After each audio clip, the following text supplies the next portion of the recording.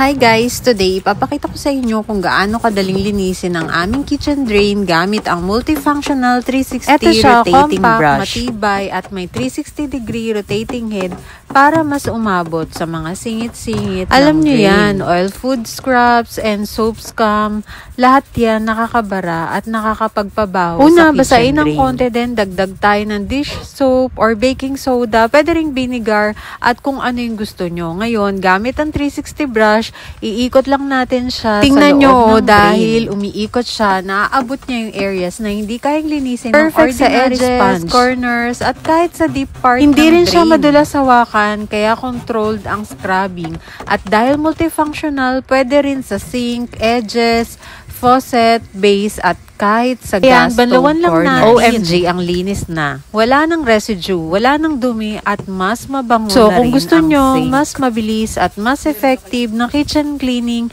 try nyo ang multifunctional 360 rotating Kaya kung brush. isa ka rin sa naiinis dahil sa baradong drain, mabahong sink, at hindi maaabot na dumi, ito na ang sagot. Promise, hindi kayo magsisisi. Alam nyo ba na nasa 300 plus itong brush na to, pero ngayon mabibili nyo na lang ng 163 pesos.